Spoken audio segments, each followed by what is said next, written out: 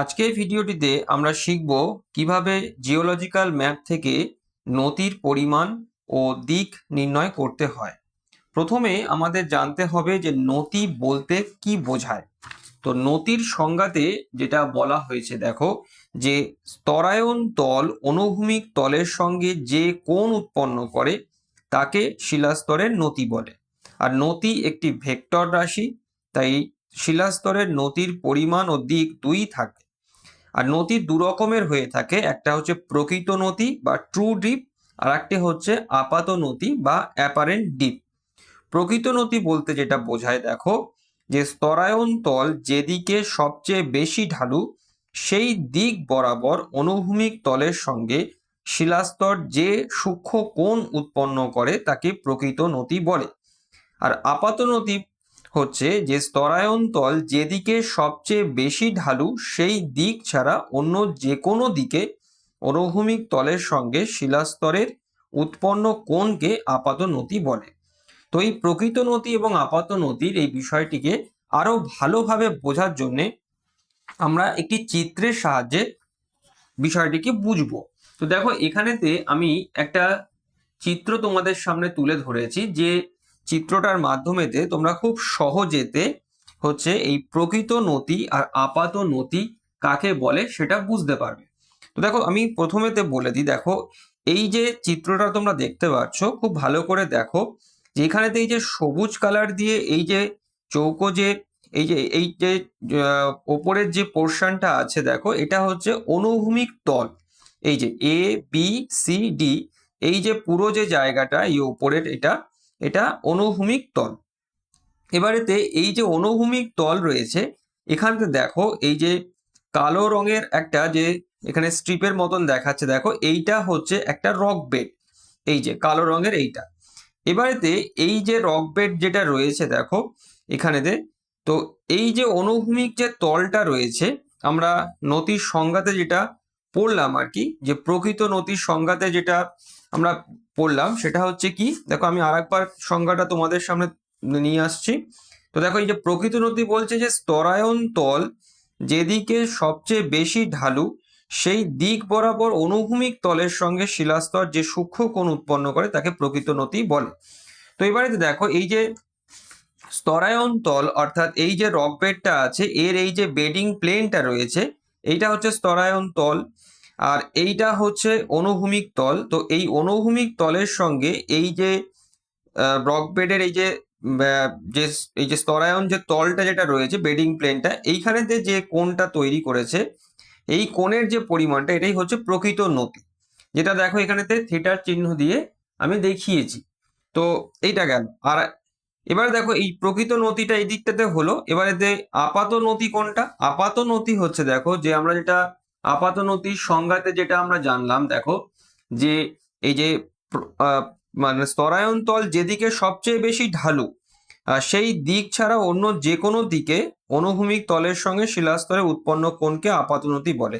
তো স্তরায়ন তল যেদিকে সবচেয়ে বেশি ঢালু মানে এটা হচ্ছে প্রকৃত নতি, কারণ প্রকৃত নতির ক্ষেত্রে স্তরায়ন তল যেদিকে সব থেকে বেশি ঢালু হয় সেটাই সেই দিকটা হচ্ছে প্রকৃত নতি হয়।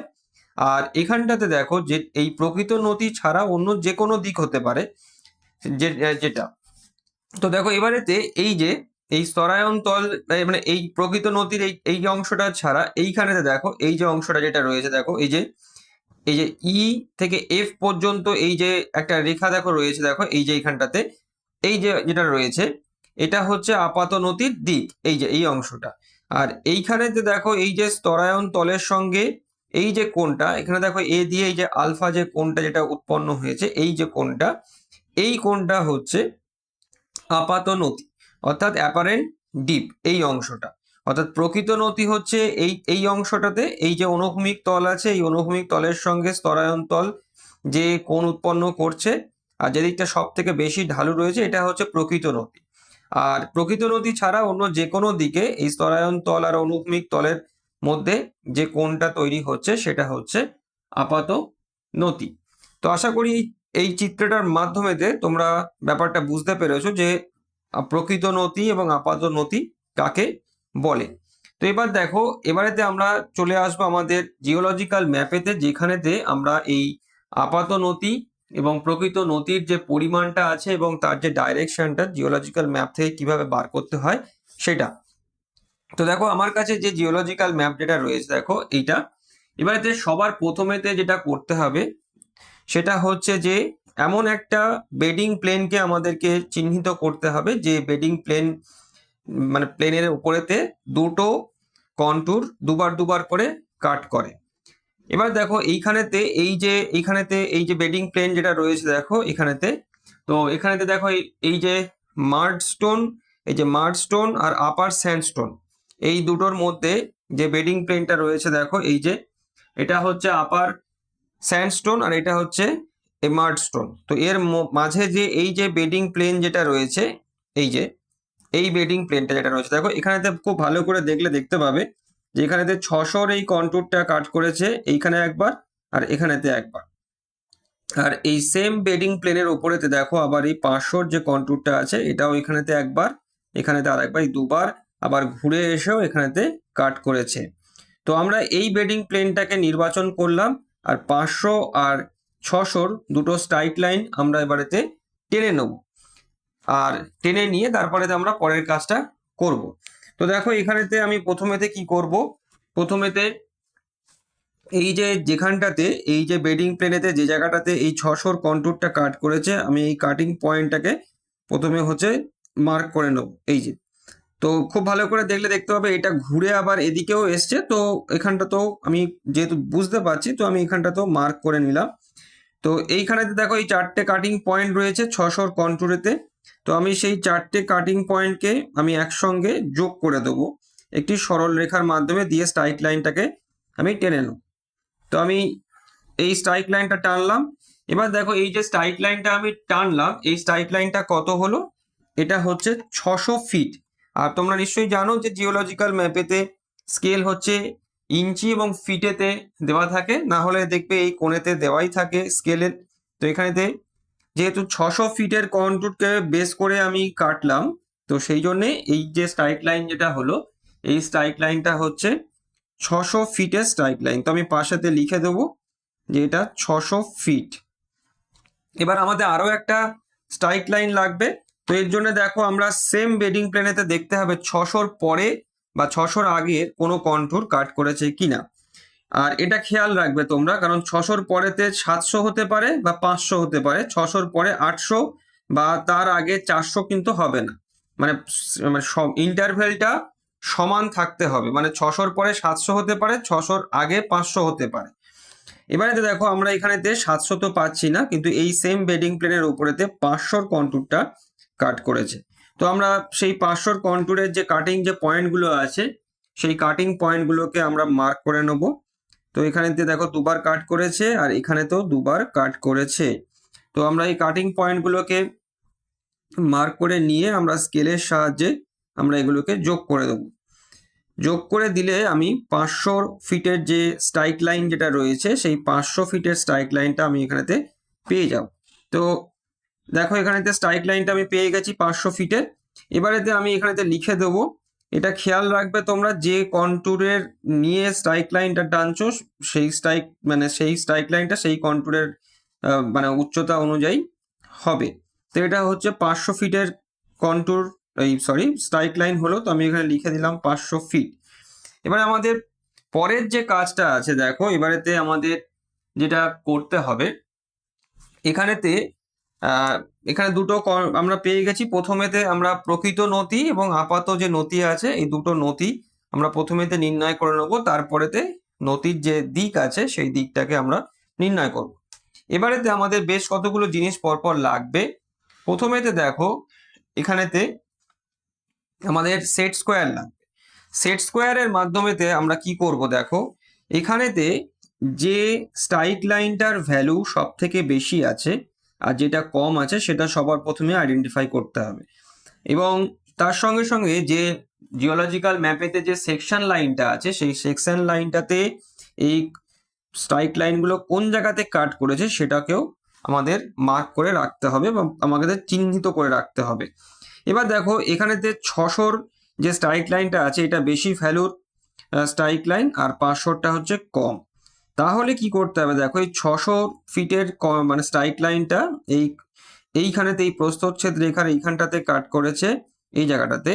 তাহলে আমাকে এইখান থেকে একটা লম্ব আমাকে টানতে হবে এই 500 ফিটের স্ট্রাইক লাইনের দিকে। মানে এই যে দুটো যে স্ট্রাইক লাইন আছে 600 ফিট এবং 500 ফিট, প্রকৃত নতি নির্ণয় করতে গেলে এই দুটো স্ট্রাইক লাইনের মাঝে একটি লম্ব টানতে হবে এবং সেই লম্ব টানার পরেতে সেই লম্বটার উচ্চতাটাকে আমাকে মাপতে হবে। এবার দেখো এখানেতে যেটা মনে রাখার বিষয় যেটা রয়েছে যে কখনোই এই কম ভ্যালুর কন্ট্যুর মানে স্ট্রাইক লাইন থেকে বেশি ভ্যালুর দিকে কিন্তু টানলে হবে না। আমাদেরকে টানতে হবে হচ্ছে যেটা বেশি ভ্যালুর স্ট্রাইক লাইন আছে সেই বেশি ভ্যালুর স্ট্রাইক লাইন থেকে কম ভ্যালুর স্ট্রাইক লাইনের দিকে লম্বটা টানতে হবে। তো আমি সেট স্কোয়ারের সাহায্যে আমি এই লম্বটাকে টানবো। তোমরা চাইলে তোমরা হচ্ছে মানে চাঁদা ব্যবহার করেও টানতে পারো, কোনো অসুবিধা নেই। তো দেখো এই যে সেট স্কোয়ারের এই যেটা রয়েছে এই যে অংশটা এই পার্টটা যেটা রয়েছে এই পার্টের সঙ্গে আমি কি করব, আমি এই যে স্ট্রাইক লাইন যেটা রয়েছে 600 ফিটের সেই স্ট্রাইক লাইনটাকে সমান্তরাল করে নেব। তো সমান্তরাল করে নিয়ে আমি কি করব, আমি এখান থেকে এই যে যে জায়গাটাতে এই স্ট্রাইক লাইনটা এই ক্রস সেকশন লাইনকে কাট করেছে ঠিক সেই জায়গাটাতে আমি এখানটাতে বসিয়ে আমি এখান থেকে একটা লম্ব এখানেতে টেনে দেবো। এই যে, তো আমি এখান থেকে এই লম্বটাকে আমি টেনে দিলাম। এবার টেনে দেওয়ার পরেতে আমাকে যে কাজটা করতে হবে, এই যে লম্বর যে উচ্চতাটা আছে অর্থাৎ এই দুটো স্ট্রাইক লাইনের মাঝের যে আঁকা যে এই যে লম্বটা এটা যে উচ্চতাটা আছে সেটাকে আমাকে মাপতে হবে, বা এই যে দৈর্ঘ্যটা যেটা রয়েছে সেই দৈর্ঘ্যটাকে আমাকে মাপতে হবে। তো আমি কি করব এক্ষেত্রে, দেখো মাপটা যাতে ঠিকঠাক ভাবে হয় সেই জন্য আমি কি করছি, আমি এই ডিভাইডারের সাহায্য নিচ্ছি। এবারেতে এটা স্কেল দিয়েও মেপে নেওয়া যায়, কিন্তু স্কেল দিয়ে মাপলে একদম পুঙ্খানুপুঙ্খ মাপটা পাওয়া যায় না। তো প্রথমেতে কি করব, দেখো এই যে মাপটা আছে এই মাপটা আমরা নিয়ে নেব। তো দেখো এখানেতে ডিভাইডার দিয়ে আমি একদম এই পয়েন্টেতে বসিয়ে আমি এই মাপটাকে নিয়ে নিচ্ছি, এবং যতটা সূক্ষ্মভাবে মাপটাকে তুমি নিতে পারবে ততটাই ভালো। তো দেখো এখানেতে এই যে লম্বটা আছে আমি লম্বর মাপটা হচ্ছে ডিভাইডার বসিয়ে আমি এখান থেকে নিয়ে নিলাম এই জায়গাটাতে।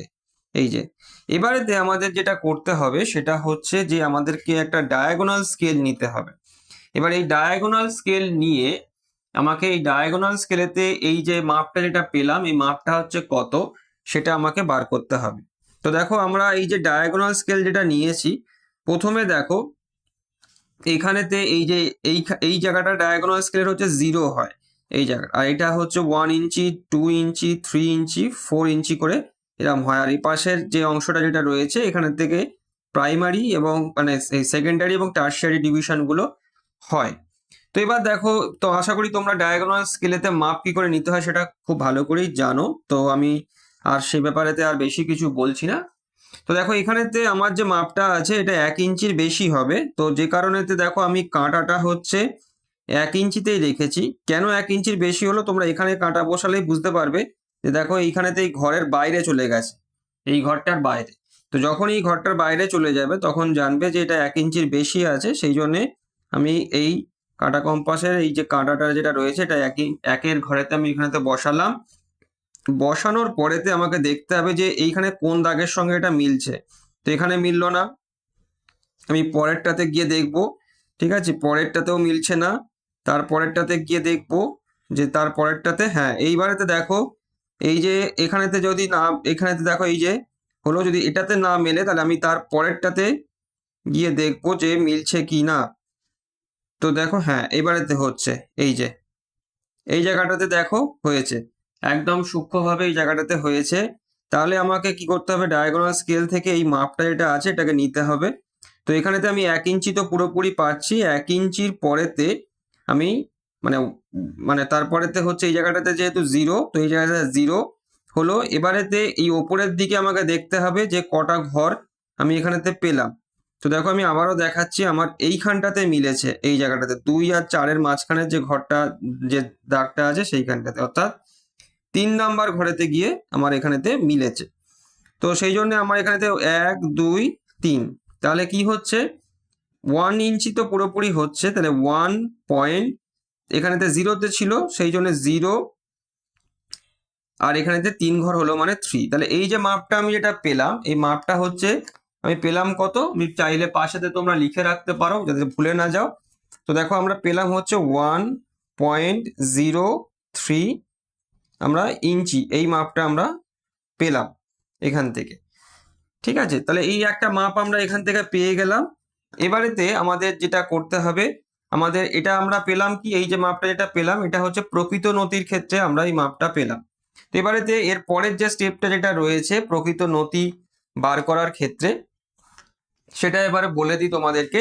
এবারে দেখো আমরা এখানেতে একটি গাণিতিক ভাবে আমরা এই প্রকৃত নতির পরিমাণটাকে নির্ণয় করব, এবং সেই গাণিতিক ভাবে নির্ণয় করার জন্যে যে সূত্রটা আছে দেখো, সেই সূত্রটা হচ্ছে এইটা, অর্থাৎ এই যে theta is equal to tan to the power -1, তারপরেতে এই strike level difference divided by inter strike perpendicular intercept. এই যে ইন্টার স্ট্রাইক পারপেন্ডিকুলার ইন্টারসেপ্ট যেটা রয়েছে দেখো, সেইটা হচ্ছে এইটা, এই যে লম্বটাকে আমরা যে টানলাম, এই লম্বটাকে টানার মধ্যে পরেতে যে মানে দূরত্বটা আমরা এখান থেকে পেলাম, সেই দূরত্বটাই হচ্ছে এই ইন্টার স্ট্রাইক পারপেন্ডিকুলার ইন্টারসেপ্ট। আর এই যে স্ট্রাইক লেভেল ডিফারেন্স যেটা রয়েছে দেখো এখানেতে, এই স্ট্রাইক লেভেল ডিফারেন্সটা হচ্ছে যে এই যে আমাদের যে দুটো যে স্ট্রাইক লাইন আমরা পেয়েছি, একটা 600 ফিট আর একটা 500 ফিট, তো এর মধ্যে যে ডিফারেন্সটা আছে এই স্ট্রাইক লেভেলের, সেইটা। তো এবার দেখো এখানেতে আমি অলরেডি করে রেখে দিয়েছি এই ব্যাপারটাকে। এবারে কিভাবে এটা করেছি সেটা তোমাদেরকে আমি স্টেপ বাই স্টেপ আমি দেখিয়ে দিচ্ছি। এবার দেখো এখানেতে এই ফর্মুলাটাতে ফেলে আমি এটাকে করব। এবার এর জন্য আমাদেরকে সাইন্টিফিক ক্যালকুলেটর লাগবে, আমাদের সাইন্টিফিক ক্যালকুলেটর ছাড়া এটা হবে না। তো তোমরা যে সাইন্টিফিক ক্যালকুলেটর ব্যবহার করো সেই ক্যালকুলেটরেতেই এটা সুন্দরভাবে করে ফেলা যাবে।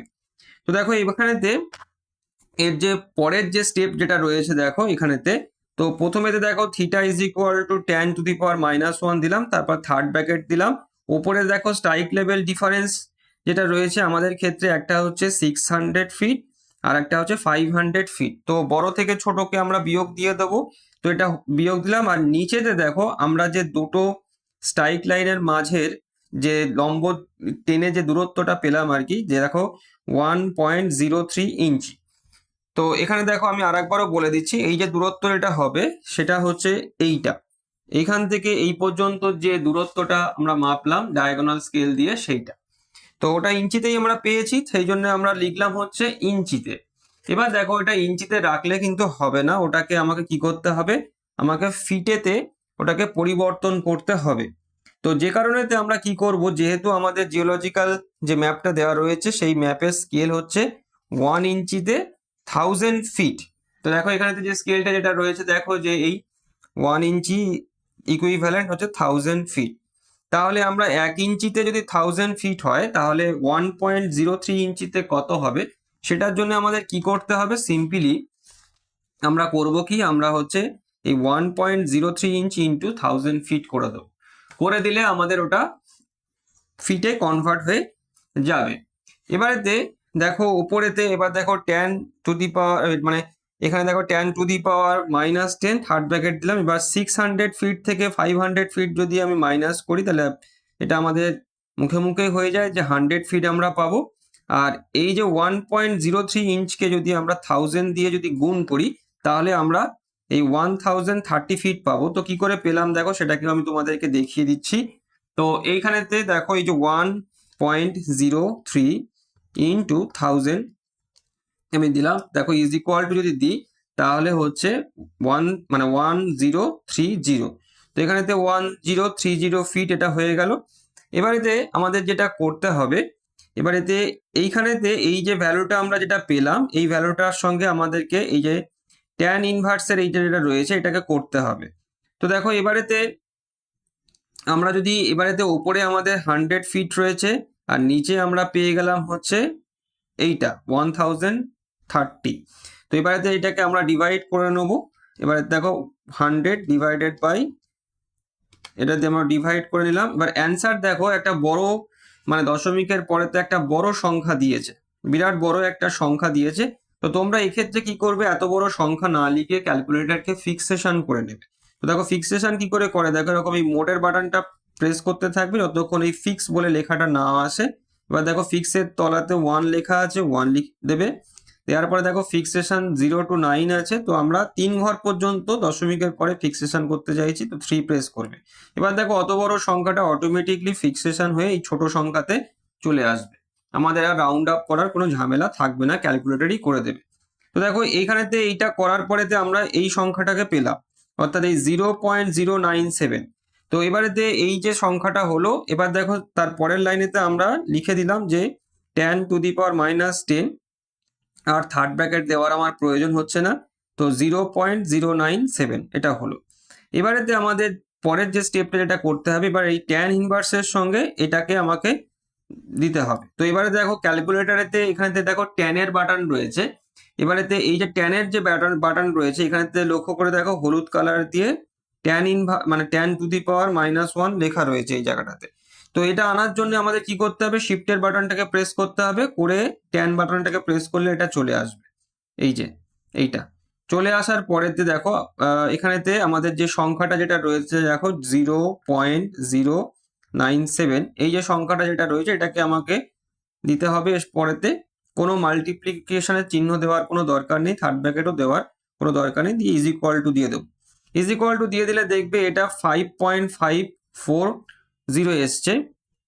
এটা আরো বড় সংখ্যা, যেহেতু আমাদের 3 ঘর পর্যন্ত দশমিকের পরে ফিক্সেশন করা রয়েছে, সেই জন্য ফিক্সেশন হয়ে এসছে। এবার দেখো এটা আসার পরে দেখো এই সংখ্যাটাকে আমি পেয়ে গেলাম। এবার এতে সিম্পলি কি করতে হবে, এটাকে আমাকে ডিগ্রি মিনিট সেকেন্ডে কনভার্ট করতে হবে। তো সেটাও আমাদের ক্যালকুলেটারে করে ফেলা যায়। আমাদের ক্যালকুলেটারেতে এই যে ডিগ্রি মিনিট এবং সেকেন্ডের যে বাটন যেটা রয়েছে দেখো এটাকে যদি আমি প্রেস করে দিই, তাহলে সিম্পলি আমার হচ্ছে ডিগ্রি মিনিট সেকেন্ডেতে এটা কনভার্ট হয়ে চলে আসবে।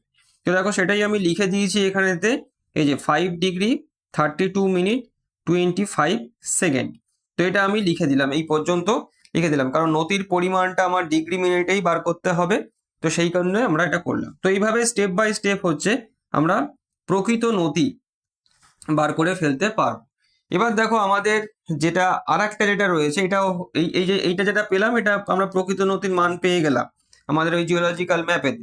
এবারেতে পরের যে ব্যাপার, মানে পরের যে নথিটা যেটা রয়েছে সেটা হচ্ছে গিয়ে আমাদের অ্যাপারেন্ট ডিপ বা আপাত নতি। তো আপাত নতি বার করার জন্য আমরা এই সেম ভাবেই ক্যালকুলেশনটা করব, তবে সেক্ষেত্রে ফর্মুলাটা একটু চেঞ্জ হবে। ফর্মুলাটা একই রকমই থাকবে, তবে একটু চেঞ্জ হবে। তো দেখো এখানেতে এই যে আপাত নতি বার করার জন্য যেটা করা হয়, দেখো যে এই ভূতাত্ত্বিক মানচিত্রে প্রস্থচ্ছেদ রেখার উপর দিয়ে বড় ও ছোট মানে দুটি আয়াম রেখা টানা হয়। প্রস্থচ্ছেদ রেখা বরাবর দুটি আয়াম রেখার অন্তর্বর্তী দূরত্ব নিয়ে আপাত নতির পরিমাপ করা হয়। তো এবার দেখো এবারেতে আমরা কি করব, দেখো তো আমরা স্ট্রাইক লাইন তো অলরেডি আমরা টেনে ফেলেছি। তো এবারেতে কোন দূরত্বটা আমাদেরকে নিতে হবে, আগের বারেতে আমরা দুটো স্ট্রাইক লাইনের মাঝে একটু লম্ব টেনে লম্ব দূরত্বটাকে নিয়েছি, কিন্তু এবারেতে আমাদের লম্ব দূরত্ব নিলে হবে না, কারণ তোমরা এর ফর্মুলাটাকে একটু লক্ষ্য করো, করলে দেখবে ফর্মুলাটাতে চেঞ্জ আছে। দেখো উপরেতে এখানে দেখো এই আলফা দিয়ে আমি হচ্ছে অ্যাপারেন্ট ডিপকে বুঝিয়েছি। এই যে আলফা, আগেরটা থিটা ছিল, এবারটা আলফা হলো ইজ ইকুয়াল টু tan⁻⁻1 যেমন আছে তেমন, স্ট্রাইক লেভেল ডিফারেন্স যেমন আছে তেমন, কিন্তু নিচের লাইনটাকে খেয়াল করে দেখতে পাবে যে এখানেতে ইন্টারস্ট্রাইক ইন্টারসেপ্ট অন সেকশন লাইন আছে, পারপেন্ডিকুলার ইন্টারসেপ্ট কিন্তু নেই। আগেরটাতে যেরকম পারপেন্ডিকুলার ইন্টারসেপ্ট ছিল, কিন্তু এবারেরটাতে সেটা নেই, এবারেরটাতে রয়েছে হচ্ছে ইন্টারস্ট্রাইক ইন্টারসেপ্ট অন সেকশন লাইন। তো এবারেতে দেখো আমরা কি করব, এবারেতে যেটা করতে হবে সেটা হচ্ছে যে স্ট্রাইক লাইন তো আমার অলরেডি টানাই আছে, নতুন করে আমাকে স্ট্রাইক লাইন আর টানতে লাগছে না। এবারেতে ওই সেম স্ট্রাইক লাইনেতে আমাদের করতে হবে কি, এবারেতে এই যে সেকশন লাইন যেটা রয়েছে দেখো জিওলজিক্যাল ম্যাপেতে এই যে সেকশন লাইন যেটা রয়েছে এর মাঝের দূরত্বটাকে আমাকে ঠিক ওই একই রকম ভাবে মাপতে হবে, এবং মেপের ডায়াগোনাল স্কেলেতে দূরত্বটা আমাকে পরিমাপ করে দেখতে হবে। তো কিভাবে করব, দেখো একই রকম ভাবেই হচ্ছে আমরা কাঁটা কম্পাসের সাহায্যে আমরা এই দূরত্বটাকে নিখুঁত ভাবে আমরা মাপবো, যতটা তোমরা নিখুঁত মাপতে পারবে ততটাই ভালো। তো দেখো এখানেতে আমি এটা বসিয়ে আমি এখান থেকে আমি এই দূরত্বটাকে মেপে নিচ্ছি, যেটা আছে দেখো এইখানেতে এই দেখো আমি মেপে নিলাম এই জায়গাটাতে, এই যে দূরত্বটাকে মেপে নিলাম। এই দুটো দূরত্বের ক্ষেত্রে কিন্তু খেয়াল রাখবে কোনটা কোনখানটাতে মাপতে হচ্ছে। আপাত নতির ক্ষেত্রে এই সেকশন লাইনের মাঝে দূরত্বটাকে মাপতে হবে, দুটো স্ট্রাইক লাইনের মাঝে এই সেকশন লাইনের যেটুকুনি অংশ আছে সেই অংশের দূরত্বটাকে মাপতে হবে। তো আমি এখানেতে কাটা কম্পাসের সাহায্যে এটা করে নিয়েছি। এবারেতে আমাকে ডায়াগোনাল স্কেলেতে আমাকে যথারীতি ঠিক আগেরটার মতনই আমাকে ডায়াগোনাল স্কেলেতে এর মাপটাকে নিতে হবে। তো দেখো এটাও দেখেই বোঝা যাচ্ছে যে এটা 1 ইঞ্চির বেশি আছে, তো সেই জন্য আমি 1-এর ঘরেতে এখানে দেবো। এবার দেখো এখানেতে অনেকটাই হয়েছে এইখানটাতে, তো এবারেতে আমাকে মিলিয়ে দেখতে হবে যে কোথায় হয়। প্রথমে ঘরটাকে দেখলাম, মিলছে না। পরের ঘরটাকে দেখলাম, তাও হচ্ছে না। তারপরেরটাতেও নয়, তারপরেরটাতেও নয়, হ্যাঁ তারপরেরটাতে হয়ে যাবে। এই জায়গাটাতে দেখো এইখানটাতে যেটা রয়েছে এই যে না এখানে তো হচ্ছে না, একটু বেশি আছে। আমি 5-এরটাতে দিয়ে দেখি, হ্যাঁ না 5-এরটাতেও একটু ইয়ে হচ্ছে, 6-এরটাতে দিয়ে দেখি এখানটাতে, হ্যাঁ এখানটাতে বসিয়ে যদি দেখি, হ্যাঁ 6-এরটাতে একদম ঠিকঠাক ভাবে মিলছে। দেখো এই যে 5 বা 6, তো আমি এখানেতে 6ই ধরছি, তোমরা 5-এতেও নিতে পারো আর 6-এতেও হয়ে যেতে পারে। তো আমি এখানে 6 নিচ্ছি, দেখো 6-এতে একদম মিলে যাচ্ছে এই জায়গাটাতে। তাহলে আমার এখানেতে কি দাঁড়াচ্ছে দেখো, এখানেতে গুনবে কিরম ভাবে যে কত হলো। তাহলে এখানেতে হবে হচ্ছে 1 পয়েন্ট। এবার দেখো এখানেতে এই যে 1-এর ঘরটা পেরিয়েছে, এই যে 1-এর ঘরটা পেরিয়েছে যে, তাহলে এখানেতে 1 হয়ে যাবে। আর এখানেতে দেখো উপরের দিকে কটা ঘর উঠেছে, তাহলে 1 2 3 4 5 আর এই 6 নাম্বার ঘরেতে এসে এটা পুরোপুরি মিলছে। তো যে কারণেতে এটা হচ্ছে 1.16 হবে, 1.16 ইঞ্চি। তো এটাকেও আমি যাতে ভুলে না যাই সেই জন্য দেখো আমি পাশেতে এখানেতে আমি লিখে রাখলাম যে 1.16 ইঞ্চি এটা হলো। এবারেতে আমাকে মাপ নেওয়া হয়ে গেল, মাপ নেওয়ার পরেতে আমাকে যথারীতি কি করতে হবে, ঠিক আগের ভাবেই ফর্মুলাতে ফেলে আমাকে কাজটা করতে হবে। তো দেখো ফর্মুলা আমাদের এটা রয়েছে। এবারেতে সেম একই রকম ভাবেই আমরা ক্যালকুলেশনটা করব। তো দেখো এখানেতে আমি করে রেখে দিয়েছি, জাস্ট স্টেপগুলো তোমাদেরকে বলে দিই, একই রকম স্টেপ, শুধু কয়েকটা জায়গায় সংখ্যা একটু চেঞ্জ হবে। তো এখানে দেখো 10⁻⁻1 রয়েছে, তারপরে স্ট্রাইক লেভেল ডিফারেন্স আমাদের হচ্ছে কত বেরোচ্ছে, 600 ফিট মাইনাস 500 ফিট। তো এটা হলো নিচেতে এই যে ইন্টারসেপ্ট অন সেকশন লাইন, এখানেতে আমরা 1.16 ইঞ্চি মাপটা পেয়েছি। তার সঙ্গে আমরা 1000 ফিট ইন্টু করবো, কারণ এটাকে ইঞ্চি থেকে আমাকে ফিটে কনভার্ট করতে হবে। তাই জিওলজিক্যাল ম্যাপের স্কেল অনুযায়ী এটাকে আমরা 1000 ফিটেতে আমরা মাল্টিপ্লাই করে দিচ্ছি। এবার দেখো পরের স্টেপেতে সেম 10⁻⁻1, তারপর দেখো এটা 100 ফিট হবে, কারণ 600 মাইনাস 500 100, তো 100 ফিট হলো। এবারে তার তলাতে ডিভাইড করলাম আমরা এইটাকে। তো দেখো এবারেতে 1.16 ইন্টু 1000 যদি আমরা করি তাহলে দেখো কত হচ্ছে। তো দেখো এখানে তো 1160, আর এটা কিন্তু পয়েন্ট দেওয়া আছে, যেহেতু ফিক্সেশন করা আছে সেই জন্যে এই পরপর এই 3টে শূন্য দেখাচ্ছে তোমাদেরকে। এটা খেয়াল রাখবে, এখানে পয়েন্ট রয়েছে, পয়েন্টের পরেতে পরপর 3টে শূন্য রয়েছে, তার আগের সংখ্যাটাকে নিতে হবে। তো সেই জন্য দেখো এখানে তো 1160 পর্যন্ত আমরা নিলাম এটাকে ইয়ে করলে। এবার দেখো এই 100 দিয়ে এটাকে ডিভাইড করতে হবে। তো 100 ডিভাইডেড বাই হচ্ছে 1160, তো ডিভাইড করলে দেখো এখানেতে 0.086 এসছে, এই যে 0.086 এসছে। এর সঙ্গে তো 10⁻⁻1 তো আগে রইলো, সেটা তো থাকছেই। এবারেতে কি করতে হবে, আবারও সেই 10⁻⁻1 তার সঙ্গে আমাকে এই সংখ্যাটা দিয়ে অ্যান্সারটা করতে হবে। তো যথারীতি আমি শিফট টিপে 10-এর বাটনটাকে প্রেস করলাম, তো চলে আসলো এটা। এবারেতে আমাকে কি করতে হবে, 0.086 এই যে মাপটা আছে এটাকে নিতে হবে। নিলে দেখো আমাদের এখানে 4.915 এসছে। তো দেখো এখানেতে 4.915 এসছে, এটা কিন্তু ফিক্সেশন হয়েই এসেছে। এবার এটাকেও যথারীতি আগেরটার মতনই আমাকে ডিগ্রি মিনিটে কনভার্ট করতে হবে। তো আমরা ডিগ্রি মিনিটের যে বাটনটা আছে প্রেস করে দেবো, কনভার্ট হয়ে যাবে। দেখো 4 ডিগ্রি 54 মিনিট 55 সেকেন্ড এখানেতে চলে এসছে। তাহলে এটা আমরা যেটা পেলাম সেটা হচ্ছে অ্যাপারেন্ট ডিপ, বা আমরা যেটা আপাত নতি সেটা আমরা পেয়ে গেলাম। তো এরকম ভাবে হচ্ছে সূত্রের সাহায্যে সম্পূর্ণ গাণিতিক ভাবে এই আপাত নতি এবং প্রকৃত নতি বার করতে হয়। তো দুটো পেয়ে গেলাম আমরা। এবার দেখো যেটা খুবই ইম্পর্টেন্ট একটা বিষয় যেটা রয়েছে, যেটা তোমাদের মনে রাখতে হবে, যে তোমরা ঠিক করলে না ভুল করলে বুঝবে কি করে? এটা বোঝা হচ্ছে, দেখো যে ট্রু ডিপ সবসময় অ্যাপারেন্ট ডিপের থেকে বেশি হবে। মানে ট্রু ডিপের যে ভ্যালু আছে সেই ভ্যালুটা, মানে যে কোণের যে ভ্যালুটা যেটা রয়েছে সেটা অ্যাপারেন্ট ডিপের থেকে সবসময় বেশি হবে, মানে ট্রু ডিপ বেশি হবে। এটাই মনে রাখবে, অ্যাপারেন্ট ডিপের ভ্যালুর থেকে ট্রু ডিপের ভ্যালু বেশি হবে, তাহলে জানবে যে ঠিক করেছো। আর যদি দেখা যায় যে অ্যাপারেন্ট ডিপের ভ্যালু যেটা বেরিয়েছে সেটা ট্রু ডিপের থেকে বেশি, তাহলে ভুল করেছো। তাহলে এইটা গেল, এইরকম ভাবে আমরা হচ্ছে ডিপের অ্যামাউন্টটাকে আমরা বার করি। এবার দেখো লাস্টের যে পার্ট যেটা রয়েছে, যে ডিপের ডাইরেকশনটা আমরা কিভাবে বার করব, যে ডিপের ডাইরেকশনটা কোন দিকে আছে সেটা বুঝবো কি করে।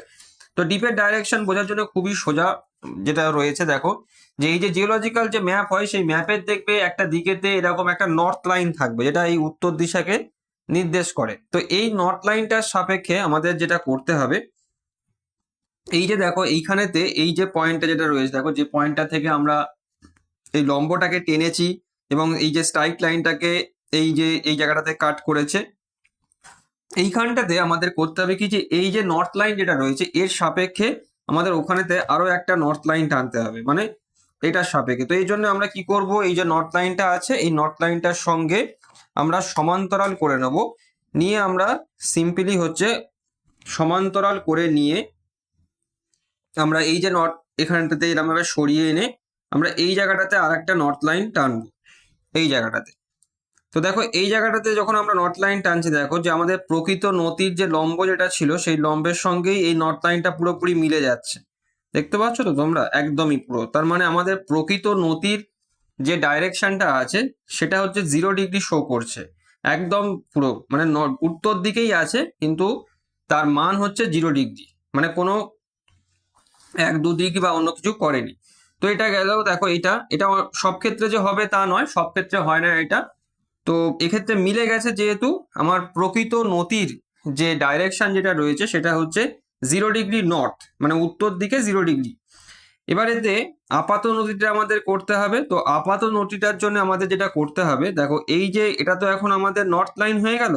এবার আমাকে এই মেপে দেখতে হবে যে এই যে নর্থ এইটা যেটা হলো এর সাপেক্ষে এই যে আমাদের এই যে সেকশন লাইন যেটা রয়েছে এই সেকশন লাইনটা কত ডিগ্রি কোণেতে হেলে আছে, এইটার যদি পরিমাণ আমরা করে নিতে পারি তাহলে আমরা আপাত নতির ডাইরেকশনটা পেয়ে যাব। তো দেখো এবারেতে আমরা কি করব, চাঁদার সাহায্যে আমরা এই যে কোণটা আছে এই কোণের মাপটা আমরা নিয়ে নেব। তো এটা আমাদের উত্তর দিক হয়ে গেছে, এটা আমাদের নর্থ লাইন হয়ে গেছে, যেটা আমরা এই নর্থ লাইনের সাপেক্ষে এঁকেছি।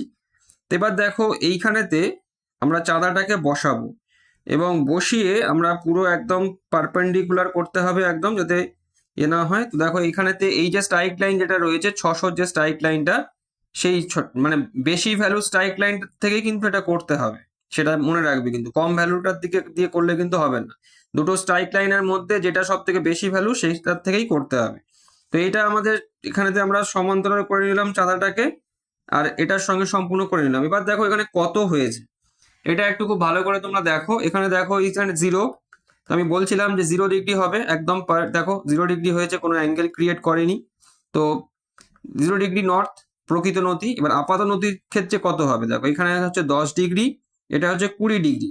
এবার 20 ডিগ্রির পরে দেখো এই ছোট ঘর আমাকে গুনতে হবে, গুনে আমাকে দেখতে হবে। দেখো 20-র পরে 21, 22, 23, 24, 25, 26, আর দেখো এই 27 আর 28-এর মাঝে রয়েছে, মানে মাঝের যে ছোট্ট দাগ আছে সেই দাগের মধ্যে রয়েছে। তার মানে এখানেতে পুরোপুরি 28 হয়নি, আর 27-এর একটু বেশি আছে, মানে 27 ডিগ্রি 30 মিনিট। তো এটাই হচ্ছে আমার এই যে আপাত নতির যে কোণটা হলো সেই কোণটা, মানে আমি এখানে যদি লিখি, দেখো যে এটা হচ্ছে 27 ডিগ্রি, এটা 30 মিনিট হলো। তো এবারে দেখো এটা উত্তর দিকে আছে না পূর্ব দিক করে আছে সেটা কি করে বুঝবো। তো যেটা হয় কি, দেখো যে আহ, এই যে আপাত যে নতি হয় এই মানে মানে প্রকৃত নতি এবং আপাত যে নতি হয় এটা রিডিউস বিয়ারিং এতে এটা ক্যালকুলেট করতে হয়।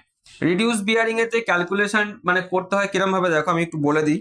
যে আমাদের এই যে 4টে কোয়াড্রেন্টেতে ভাগ করা হয়, দেখো এটা হচ্ছে উত্তর দিক, এটা হচ্ছে দক্ষিণ, এটা হচ্ছে পূর্ব দিক, আর এটা হচ্ছে পশ্চিম দিক।